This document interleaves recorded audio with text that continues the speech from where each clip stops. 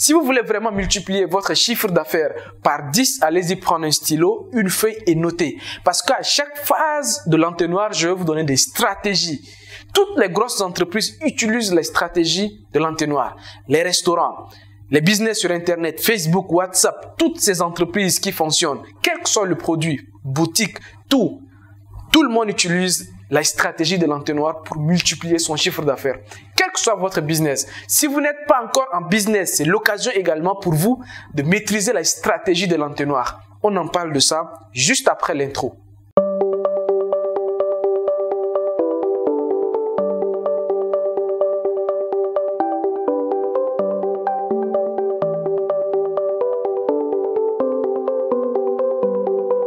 Si vous venez de me découvrir au travers de cette vidéo, laissez-moi me présenter rapidement. Mon nom c'est Justin, je suis architecte de formation, mais je suis également entrepreneur et propriétaire de plusieurs business.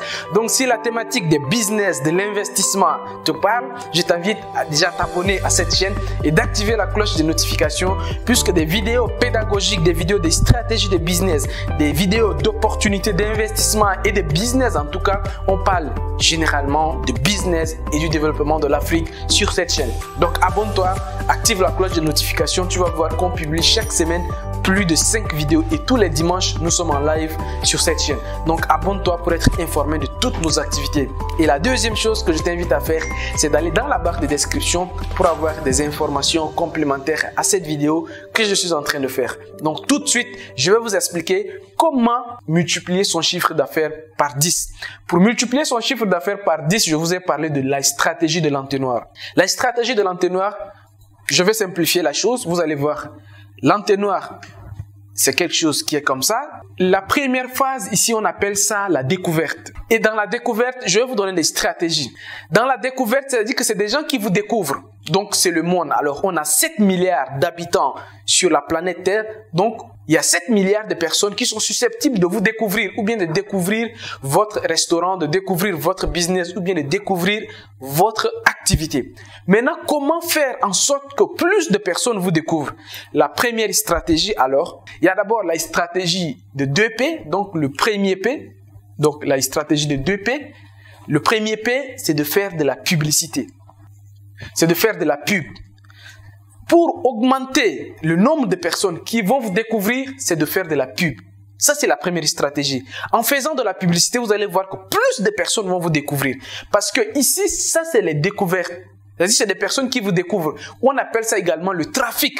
Des gens qui viennent vers vous, qui vous découvrent. Donc, ça, c'est le trafic. Donc, la première stratégie, d'abord, c'est d'élargir le trafic ou bien d'augmenter le trafic ou bien tout simplement d'élargir le nombre de personnes qui vont vous découvrir. Ça, c'est la découverte. Et ça passe par la première stratégie qui est la publicité. La deuxième stratégie, c'est la promotion. Encore un autre P, c'est la promotion. Donc, faites des promotions dans votre business. Il faut faire des promos. Ça, c'est les deux premières stratégies pour augmenter le trafic ou bien pour élargir le champ de découverte, pour élargir les personnes qui vont vous découvrir. Parce que vous allez voir, après que je vais vous donner toutes ces stratégies, je vais vous dire pourquoi il est important d'élargir le champ de découverte, d'élargir la vision, d'élargir que beaucoup de gens vous découvrent ou bien les gens vous voient. La troisième stratégie dans la découverte, c'est la gratuité. La gratuité, alors peut-être ça rejoint un peu la promotion, mais quand on dit c'est gratuit, plus ou moins, la promotion, on diminue le prix ou bien quelque chose. Mais la gratuité, vraiment, c'est gratuit quoi. Et la gratuité, vous n'êtes pas obligé de donner quelque chose gratuit. En fait, ou bien donner, si vous vendez des produits, ce n'est pas de donner du produit gratuitement. Non, mais c'est peut-être donner des conseils gratuits. Donc ça va grandement augmenter votre découverte. Les gens vont vous découvrir parce que tout ce qui est gratuit attire les gens. Tout ce qui est gratuit attire l'attention des gens. Les gens vont vous découvrir alors que vous, votre stratégie, c'est de faire en sorte que beaucoup de gens vous découvrent. Et comme plus de personnes vous découvrent, vous allez avoir la possibilité. Alors, on arrive à la fin, je vais vous dire comment. Donc, nous ne sommes qu'à la première partie de l'entonnoir qui est la découverte. Donc, le sommet de l'entonnoir. On est encore au sommet. Après, on en vient au corps tout à l'heure. Comment maintenant vous allez convertir Alors, toutes ces personnes qui vont vous découvrir grâce à la publicité, à la promotion, à la gratuité, à toutes ces stratégies-là, toutes ces personnes qui vont vous découvrir, c'est-à-dire que ces personnes entrent automatiquement dans le tunnel. Toutes ces personnes entrent dans votre entonnoir. Maintenant, ces personnes qui vous découvrent à travers ça, qui entrent dans le tunnel, il y aura un travail de transformation qui va s'opérer dans l'entonnoir. Il y a ceux qui vont sortir clients et il y a ceux qui vont ressortir. C'est-à-dire qu'ils vont finir dans l'entonnoir comme clients et il y a d'autres qui ne vont pas sortir dans l'entonnoir, ils vont quitter, ils vont ressortir. Ou bien il y a ceux qui, durant toute leur vie, vont rester dans l'entonnoir sans devenir votre client. Donc, retenez bien la première étape. La deuxième étape de l'entonnoir, alors là, nous sommes ici, nous sommes dans l'entonnoir. Ça, c'est le corps. Quel travail maintenant, quelles sont les stratégies une fois que les personnes sont maintenant dans l'entonnoir? C'est ce que nous allons voir. Et ici dans l'entonnoir, on va parler maintenant des transactions, des transformations.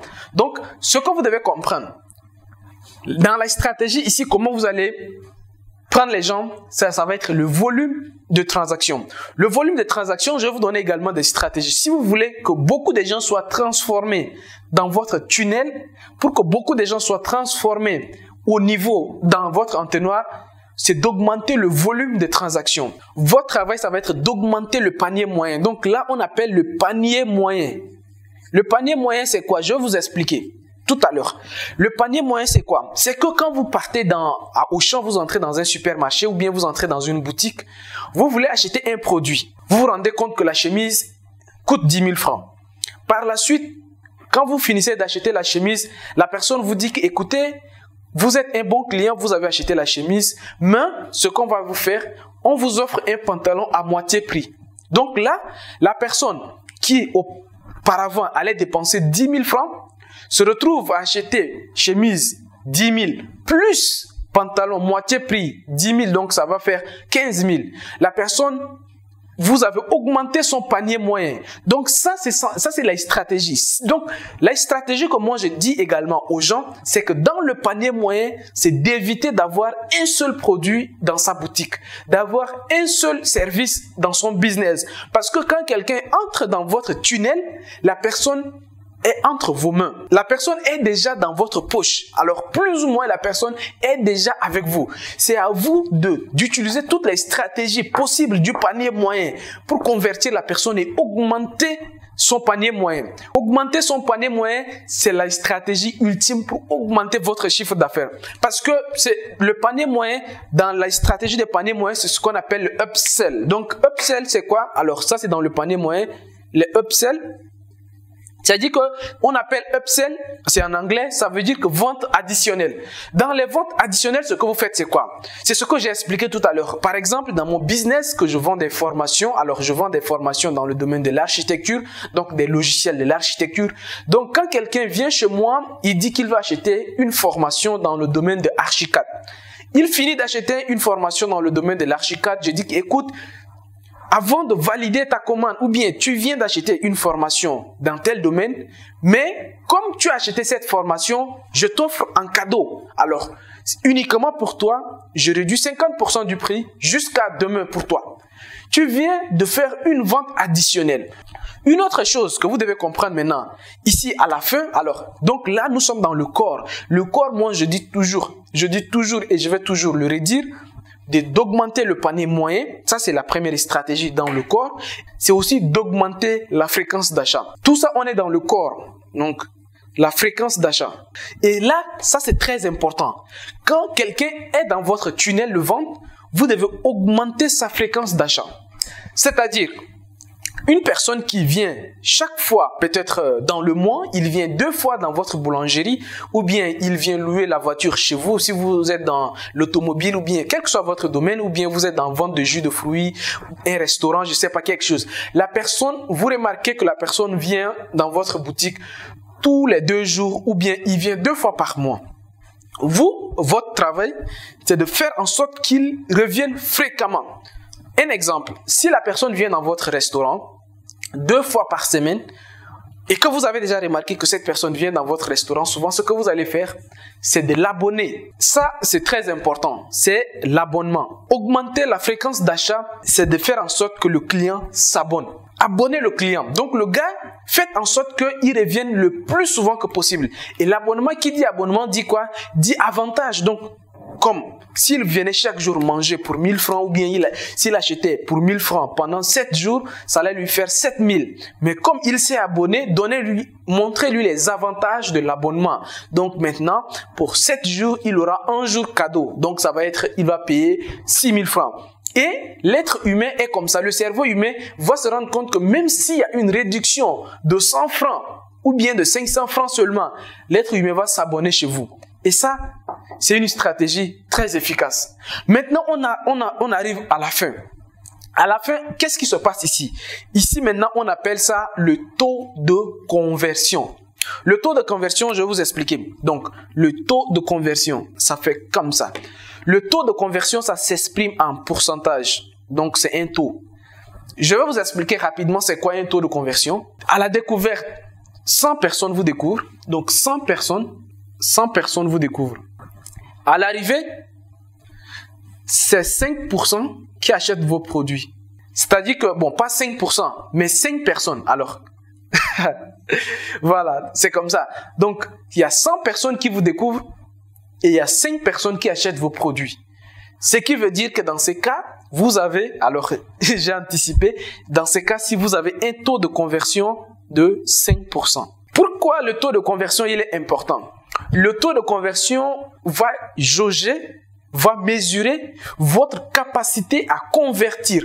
Parce que tout le travail se fait ici. Le travail se fait dans le corps.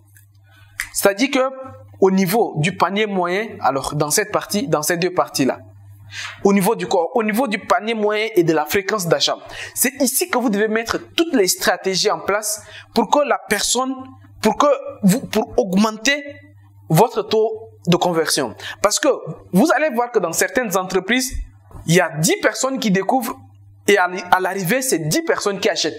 Et ça, ce sont des entreprises très performantes. Mais si vous, très clairement, avec ces taux-là, c'est que votre entreprise, vous n'avez pas les bonnes stratégies du panier moyen et de la fréquence d'achat. C'est que vous n'avez pas de bonnes stratégies. Si vous avez de bonnes stratégies, c'est-à-dire que vous avez plusieurs produits dans votre business, quand un client arrive, l'accueil, il est impeccable, le gars, il a envie d'acheter, le gars, il est dans son summum. En fait, vous lui mettez dans les conditions de sortir son argent. Ça, vous allez augmenter son panier d'achat. Quand il repart, vous analysez, vous suivez le client, vous le fidélisez. À chaque fois, quand il revient une fois, deux fois, vous êtes gentil, vous le fidélisez, vous augmentez sa fréquence, il vient chez vous souvent, vous allez l'abonner. Et si vous maîtrisez ces deux paramètres-là, vous allez voir que le taux de conversion, parce que c'est pas possible que 100 personnes vous découvrent et qu'à la fin, 5 seulement deviennent vos clients. C'est pas possible. Moi, dans un de mes business, alors le business dont je vous parlais tout à l'heure où je vends des formations, moi, j'ai un taux de conversion qui tourne autour de 28%. Alors, 28%, ça veut dire que si 100 personnes me découvrent, minimum, c'est 28 qui deviennent mes clients. Donc, imaginez, alors, si vous avez un taux de conversion de 20, en tout cas, quand vous êtes à 20, ça va. Mais si vous avez un taux de conversion très faible, posez-vous des sérieuses questions. Est-ce que mon business marche? Maintenant, où est-ce que vous allez faire l'audit? L'audit va commencer au moment où vous avez un chiffre d'affaires très bas. Vous allez vous demander d'abord, est-ce que, parce que il y a beaucoup de gens qui sautent l'étape de découverte. Est-ce que beaucoup de gens vous connaissent d'abord? Est-ce qu'on vous connaît dans ce que vous faites là? Qui vous connaît? C'est ça la base. C'est là où on parle maintenant du marketing. Le marketing, il est très important. Ça permet aux personnes de vous découvrir, de vous connaître, de découvrir votre business, de découvrir votre activité. Donc, analysez d'abord. Si vous ne savez vraiment pas le pourcentage ou bien le nombre de personnes qui vous découvrent, vous allez faire un mauvais business. Si vous ne savez pas combien de personnes découvrent votre business, par exemple sur la chaîne Vivre et Réussir en Afrique, je sais exactement combien de personnes me suivent, je sais exactement combien de prospects j'ai, même si pour le moment je ne vends rien à personne, je sais exactement combien de personnes se trouvent déjà dans mon panier, je sais déjà combien de personnes sont déjà entrées dans mon tunnel, combien de personnes sont déjà là-bas. Maintenant, il revient à moi de faire le travail de conversion, de convertir les gens, de convaincre les gens à me donner de l'argent. C'est ça la stratégie du vendeur. Là, ce sont des qualités du vendeur qui sont mises en compte. Ici, vous avez les qualités qui sont demandées ici, c'est les qualités du marketeur. Il faut que vous ayez un bon sens dans le marketing. Et ici, c'est dans la vente. quand les gars sont dans votre tunnel, les qualités que vous devez développer, c'est des qualités de vente. Développer des qualités de vente pour vraiment transformer et avoir un bon taux de conversion. Voilà. Donc les amis, si vous voulez encore plus de conseils dans le business, si vous voulez encore plus de conseils pour vous lancer dans les business, augmenter vos chiffres d'affaires et cartonner avec vos business, je vous invite à vous abonner, à partager cette vidéo dans le maximum de groupes pour nous motiver à aller de l'avance et vous donner encore plus de stratégies de business. Quant à moi, je vous dis à très bientôt sur la chaîne Vivre et réussir en Afrique. Au revoir et à très bientôt. Au revoir. Ciao, ciao.